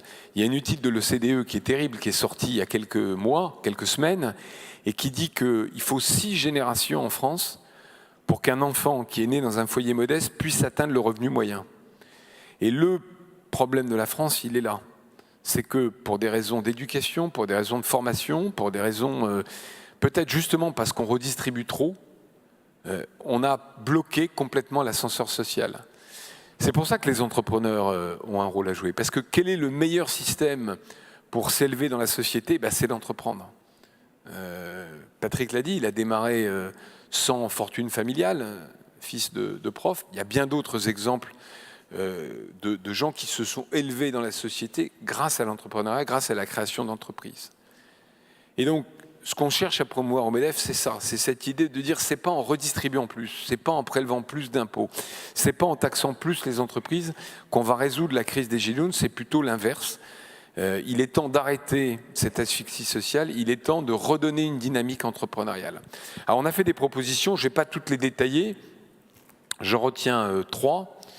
Une qui manifestement sera reprise par le président de la République, puisque, alors vous n'avez peut-être pas vu, sauf si vous êtes sur vos téléphones, mais le discours qu'il devait faire hier a commencé à fuiter dans les médias. Et l'idée qu'on a proposée, c'est de pérenniser la prime, alors que les journalistes, même les bons journalistes de BFM ont appelé la prime Macron, mais que nous on appelle la prime patron, c'est quand même les patrons qui l'ont versée, qui a très bien marché. Pourquoi elle a très bien marché ? Parce que d'abord, les entreprises ont fait plutôt une bonne année 2018, donc il y avait du grain à moudre, il y avait de l'argent à partager, qu'elle était simple, défiscalisée, désocialisée, enfin sans charge sociale, et unilatérale, c'était décidé sans qu'il y ait besoin de négocier un accord d'entreprise compliqué. Et il y a plus de 40% des entreprises, en partie dans les petites, qui l'ont versé. Donc nous, on propose de la pérenniser. Deuxième sujet sur lequel on a fait des propositions, je vais vite, c'est la mobilité. On paye énormément en France à travers le versement de transport, à travers le remboursement des titres de mobilité pour le transport, mais c'est toujours pour le transport en commun. Et on a oublié que 70% de nos salariés, ils prennent leur voiture. Ils prennent leur voiture pas parce que c'est des dingues de voiture, simplement parce qu'ils n'ont pas le choix pour aller bosser. Et souvent, d'ailleurs, ils font plusieurs dizaines de kilomètres. Ça pose des problèmes parfois d'absentéisme, ça pose des problèmes aussi pour recruter. Or, il n'y a rien qui est prévu pour les salariés qui viennent en voiture. Et 70%, c'est un chiffre national. Mais quand vous allez dans des départements plutôt ruraux, c'est bien plus élevé que ça. Et donc, on propose de créer le chèque mobilité, comme il y a le chèque restaurant, défiscalisé à l'initiative de l'employeur, qui est une manière de fidéliser nos salariés, de leur permettre de se déplacer et de résoudre le problème de ceux qui n'ont pas accès au transport en commun. Et puis, dernière proposition qui a fait un peu le buzz, qui est un peu atypique pour le MEDEF, parce qu'on sort un peu du registre d'entreprise, c'est cette idée de capital départ. C'est l'idée que si, ça vient d'ailleurs un peu des Déterminés, qui est une association qu'on soutient, qui soutient l'entrepreneuriat dans les banlieues. Si vous n'avez pas de capital, si vos parents n'ont pas les moyens de vous aider, si vous avez un projet entrepreneurial, on vous met à disposition un capital modeste pour démarrer. Patrick l'a dit, tout le monde n'est pas fait pour être entrepreneur. Mais il y a de l'énergie entrepreneuriale dans ce pays et il ne faut pas que ça soit finalement le niveau de ressources de vos parents qui détermine si vous pouvez ou pas accomplir ce rêve. Je termine, avant de répondre aux questions, par un point. Il y a dans la salle des gens qui sont engagés au MEDEF. D'abord, je voudrais les remercier parce que c'est du temps bénévole. C'est du temps où on ne s'occupe pas de l'entreprise, donc c'est du temps où on ne gagne pas d'argent. C'est un sacrifice en quelque sorte, un engagement pour la cause commune. Et je crois que c'est important de les remercier. Et puis il y a ceux qui ne sont pas adhérents au MEDEF. Et donc je leur dis, venez. D'ailleurs j'ai oublié un point. Patrick, il a oublié un truc dans ses qualités, que c'est un très bon vendeur. C'est un très bon acheteur aussi, il m'a acheté mon entreprise, donc je peux le dire, mais c'est aussi un très bon vendeur. Et donc moi aussi, je considère que mon rôle, c'est de faire adhérer les gens au MEDEF. Pourquoi ? Parce que quelquefois, j'entends une réflexion en disant « tout ça, ça ne sert à rien, moi je m'occupe de ma boîte et puis je verrai bien ». Mais on ne peut pas se plaindre toute la journée de l'environnement dans lequel on est, on ne peut pas se plaindre d'avoir trop d'impôts, trop de charges, des réglementations compliquées, si on ne s'engage pas dans le débat public. Et si nous, on n'y va pas, c'est les autres qui vont. Et les autres, ce n'est pas toujours des amis de l'entreprise. Voilà, merci. Et je me livre aux questions d'Éric ou aux questions de la salle. Je ne sais pas dans quel ordre. On va commencer par moi, monsieur le Président. Aïe. Non ? Tu dois commencer par une question Merci beaucoup, sympa, Geoffroy Roux de Bézieux. Merci beaucoup. Alors, plusieurs questions. J'ai écouté évidemment, comme toute la salle, avec beaucoup d'intérêt ce que vous venez de nous dire. Bon, je vais faire comme avec Patrick Drahi, je vais commencer par une question plutôt sympathique. J'ai le sentiment, parce que j'ai connu dans ma carrière de journaliste économique quelques présidents et présidentes du MEDEF. Mes relations avec le MEDEF ont commencé avec Ernest Antoine Sellière, bon, voilà, et elles se sont poursuivies après. Donc j'ai beaucoup la chance, l'honneur d'interroger les patrons du MEDEF. Geoffroy Roux de Bézieux, il me semble, et personne ne me pousse à dire le contraire, donc je dis ce que je pense, il me semble, comment dirais-je, qu'une sorte de vent nouveau, quand même, souffle sur le MEDEF. Et quand il y a un vent nouveau, il y a des propositions décoiffantes. Je vais y revenir. Est-ce que cette analyse, elle est juste, vous la prenez en compte, ou bien vous dites, bon, il est là, même si je le connais, pour me faire plaisir, et il dit ce que j'ai envie d'entendre? En fait, c'est sympa comme remarque, je vais faire une réponse un peu différente. Moi, mon job, au fond, c'est quoi? C'est d'être porte-parole des entreprises. On dit souvent patron des patrons, mais je suis évidemment pas patron des patrons. Je vais reciter Patrick. En général, quand on est patron, c'est pour pas avoir de patron. Donc, l'expression patron des patrons, elle veut rien dire. Je suis porte-parole de toutes les entreprises. Je suis porte-parole d'Altis, mais je suis porte-parole aussi des TPE, de tous les secteurs. Je suis porte-parole du bâtiment et de l'industrie, je suis porte-parole des services.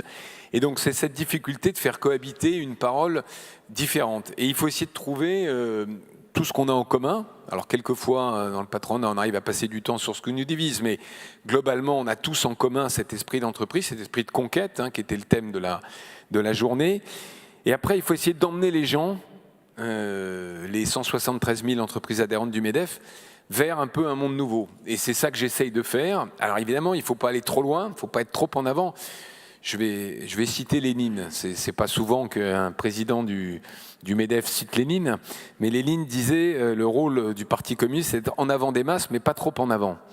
Le rôle du président du MEDEF, c'est ça, c'est d'être en avant des entreprises, mais pas trop en avant pour pas être déconnecté. Vous voyez, Geoffroy Roux de Bézieux, j'imaginais mal Ernest Antoine Sellière citer Lénine, par exemple. Ça n'a pas dû lui arriver très souvent, effectivement. Alors, j'aimerais revenir sur ce que vous aviez dit pour avoir quelques précisions. Tout à l'heure, vous avez parlé du mouvement des Gilets jaunes. Il y a quelque chose qui m'a frappé, je voudrais savoir si vous le partagez, c'est que autant le pouvoir politique a été ciblé et continue de l'être, et évidemment les Gilets jaunes et d'autres attendent des réponses à ce grand débat, mais je n'ai pas eu le sentiment que les entreprises l'étaient. Alors, je ne dis pas qu'il fallait qu'elles le soient, mais dans un pays comme le nôtre, où le sentiment anti-entrepreneur est quand même assez fort, est-ce que vous partagez cette analyse ?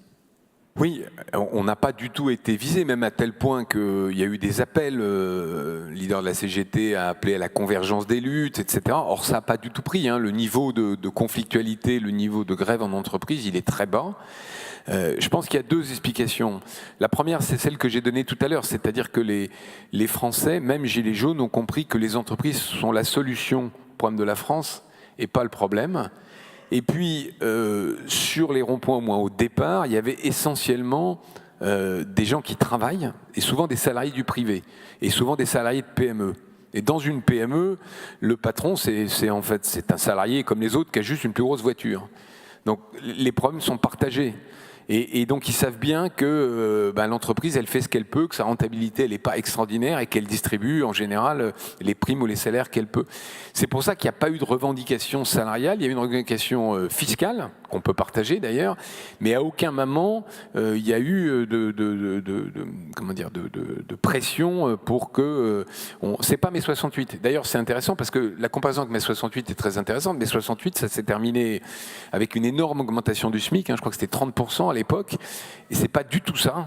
C'est pas du tout vers ça qu'on va dans ce mouvement-là.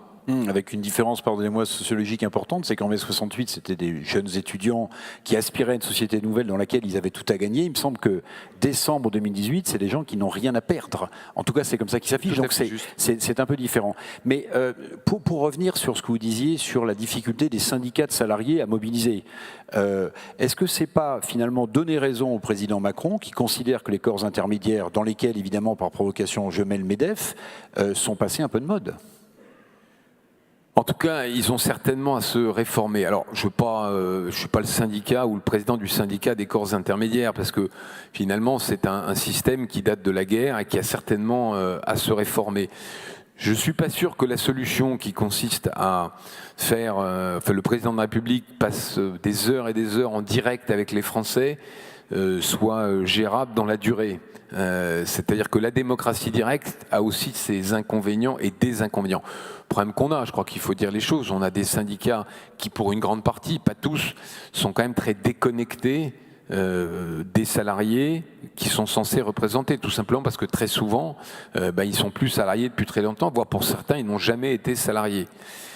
J'essaye d'éviter ça au MEDEF, pour ça que si on prend le conseil exécutif du MEDEF, moi je suis entrepreneur encore, pas beaucoup de temps aujourd'hui, mais je le redeviendrai, et tous les gens qui sont autour de la salle, ou 95% de la salle, sont des chefs d'entreprise en activité.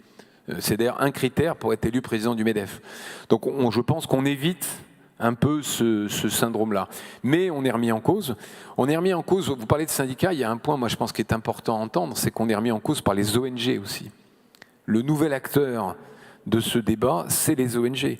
Vous avez des sociétés cotées qui se retrouvent dans des situations compliquées, alors souvent dans des secteurs exposés autour de la transition écologique, parce que vous avez Oxfam, parce que vous avez Attac, parce que vous avez Greenpeace, parce que quel que soit, qui les remettent en cause et qui représentent un poids très important parce qu'elles représentent des usagers, elles représentent des salariés. Je m'adresse là aux jeunes de Polytech. Il y a une pétition qui a recueilli 27 000 signatures d'étudiants de grandes écoles, qui disaient, d'ailleurs beaucoup d'ingénieurs, qui disent « je n'irai pas travailler dans une entreprise qui ne prend pas la transition écologique comme le sujet numéro un ».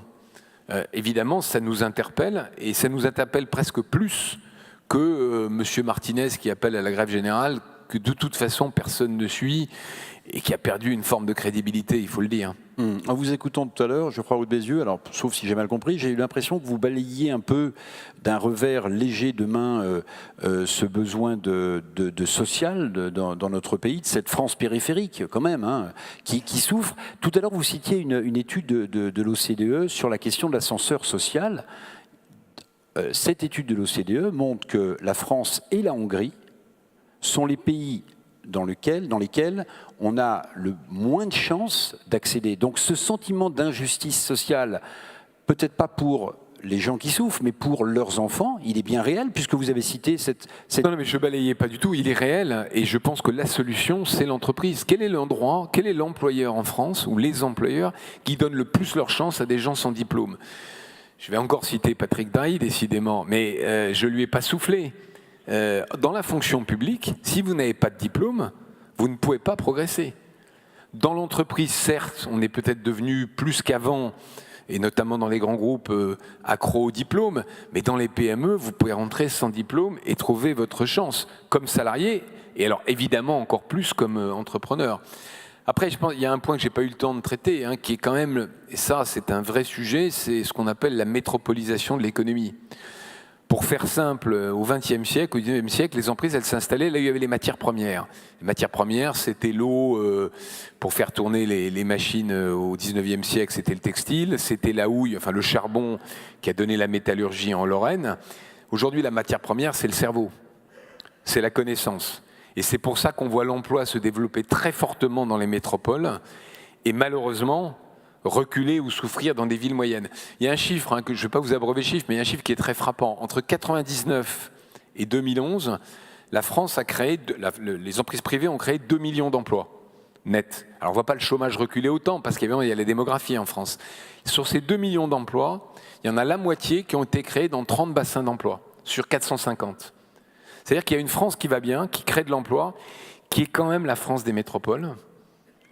Et puis il y a une France qui va moins bien, qui souffre, voire qui recule, parce que les entreprises ferment, parce que l'industrie ferme, parce que du coup les commerces ferment, et qu'il y a un cercle vicieux qui s'installe. Et comme en plus, derrière, les maires dans ces territoires-là ont tendance à augmenter les impôts pour essayer de se rattraper, c'est des entreprises de moins en moins compétitives qui souffrent. Alors il y a des exceptions, hein. Vous allez en Mayenne, j'étais en Mayenne l'autre jour, Mayenne c'est formidable, il y a 4% de chômage.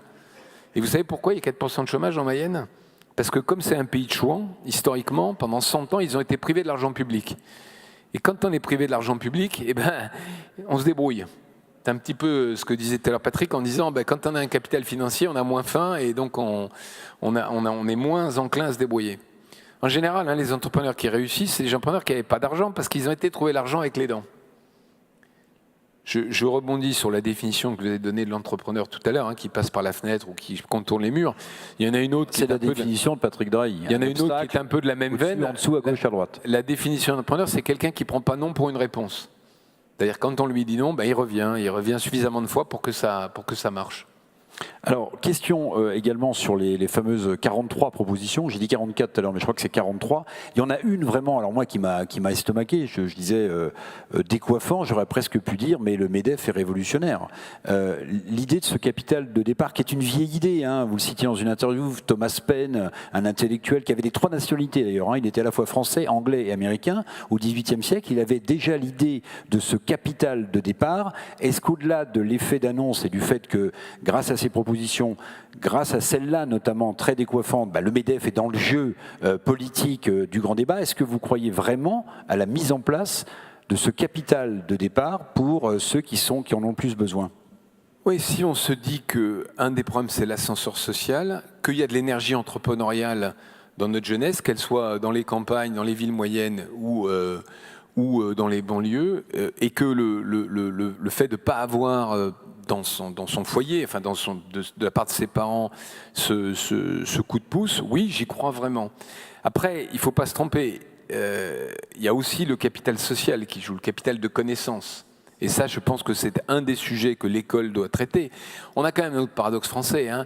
On est le pays qui dépense chaque année plus dans l'éducation, et quand on le ramène par élève, la dépense publique explose. Parce que l'éducation nationale, c'est une entreprise qui investit tous les ans beaucoup plus que l'année d'avant et qui a des résultats de plus en plus médiocres.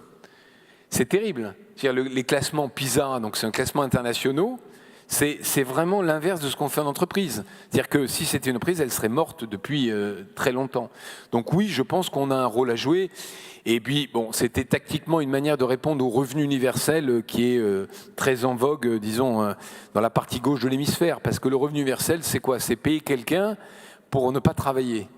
Moi, je préfère philosophiquement lui donner... En Angleterre, en fait, c'est assez marrant, c'est fait avec une avance sur l'impôt. C'est-à-dire que c'est pour payer les études. Vous savez que les études sont payantes, elles sont chères. Or, il y a plein de gamins qui n'ont pas les moyens de se payer les études en Angleterre. Ça coûte 7 000 à 8 000 livres par an. Et donc, on leur avance l'argent, mais le jour où ils travaillent et qu'ils ont atteint un certain niveau de revenu, c'est prélevé par l'impôt sur leur feuille de paye. Donc en fait, c'est une espèce d'impôt à l'envers. C'est-à-dire qu'on vous dit, vous avez 22 ans, vos parents ne peuvent pas payer les études, on vous donne la chance de faire des études supérieures, mais en échange, quand vous travaillez et que vous gagnez, alors je sais plus si je crois que c'est 35 000 livres par an, ben à partir de là, on va prélever 5 ou 10% par mois de cette ressource sous forme d'impôt, grâce au prélèvement à la source, qui a quelques mérites. Il y a quelques inconvénients, mais là, il a un mérite. Et vous rembourserez ce que la société vous a prélevé. Et contrairement à ce qu'on croit, les gens sont redevables et le taux de remboursement est très bon. C'est un peu le système du microcrédit en Afrique. Dernière question, Geoffroy Roux de Bézieux. Le drame de Notre-Dame, vous en avez parlé. Le président de la République a différé le résultat des mesures concrètes qu'il va mettre sur la table. D'une certaine manière, Édouard Philippe, me semble-t-il, a déjà un petit peu répondu. Vous prenez au MEDEF un choc fiscal qui touche les entreprises et les ménages. Et moi, il me semble avoir entendu plutôt Édouard Philippe qui parlait de choc fiscal, mais uniquement du côté des ménages. J'ai bien entendu ?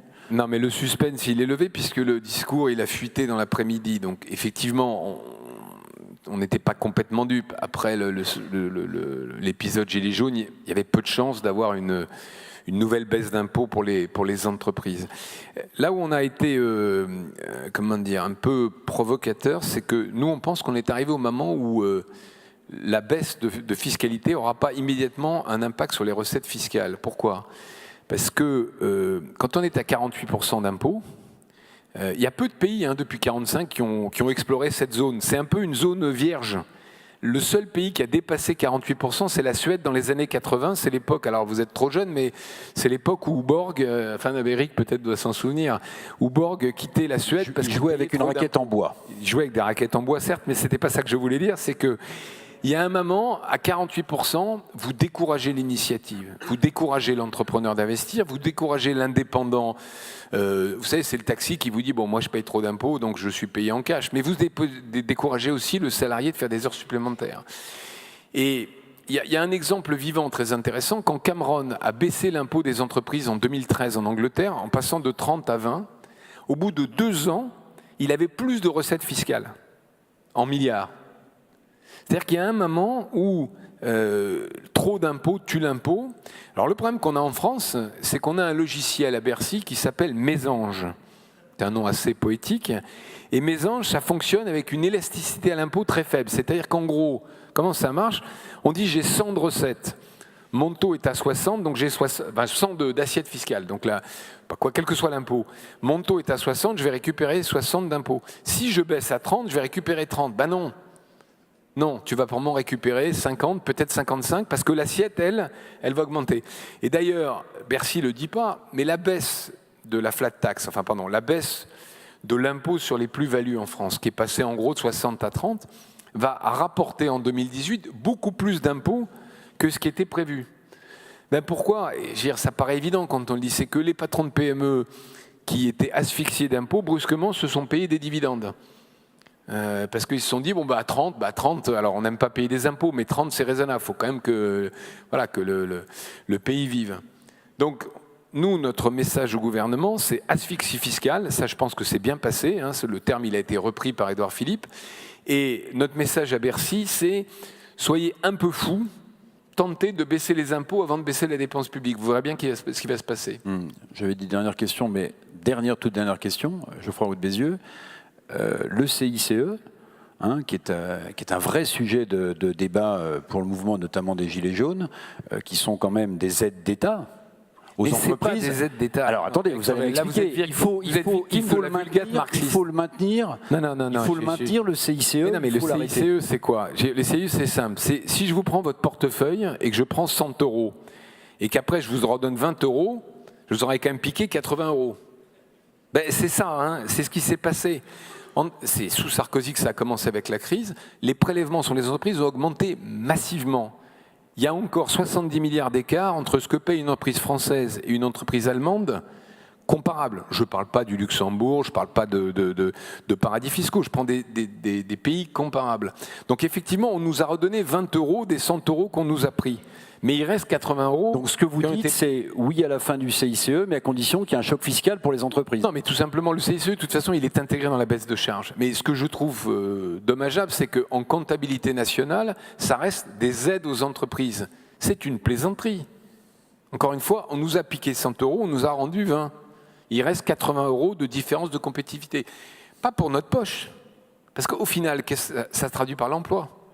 Ça se traduit par des gens qu'on n'emploie pas, qu'on n'embauche pas. Ça se traduit par les 9% de chômeurs. Donc je suis prêt à débattre de ça, très à l'aise avec M. Mélenchon, avec M. Besancenot ou avec qui que ce soit d'autre d'ailleurs. Voilà, merci beaucoup Geoffroy Roux de Bézieux, merci beaucoup. Merci beaucoup. Alors chacun a sa définition de l'entreprise. Geoffroy Roux de Bézieux citait Lénine. Patrick Drahi avait des formules qu'il emploie. Alors moi, j'ai pensé à une petite formule. Alors elle vaut ce qu'elle vaut, mais je trouve qu'elle s'applique bien au monde de l'entreprise. Moi, je vais citer Confucius qui disait l'expérience, parce qu'il faut de l'expérience quand on est entrepreneur aussi. L'expérience est une lanterne qui, accrochée dans le dos, sert à éclairer le chemin parcouru. Ça vous va? C'est pas mal. C'est pas mal. Confucius, pas Lénine, Confucius. Bon. Voilà, je vais demander à Denis Renaud, maintenant le président délégué du MEDEF 54, de venir clôturer cette belle conférence. Et ensuite, je crois qu'on se retrouve juste à côté pour continuer le débat. Denis. Bien, merci Eric. J'ai la charge de clôturer cette conférence. Alors c'est pas forcément le beau rôle parce que pour passer derrière Geoffroy Roux de Bézieux ou Patrick Drahi, c'est une sinécure. En tout cas, je les remercie encore d'avoir animé cette conférence et cette soirée.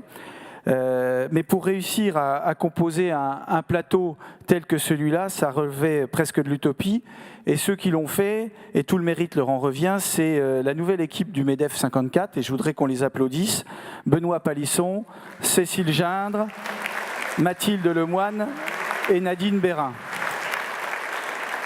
Voilà, le MEDEF 54, c'est effectivement des entrepreneurs, mais c'est aussi des salariés. C'est une équipe qui travaille et qui travaille pour les chefs d'entreprise. Alors j'ai beaucoup apprécié la volonté de notre présidence de faire du recrutement. J'ai apprécié également celle de Geoffroy de dire venez défendre vos intérêts.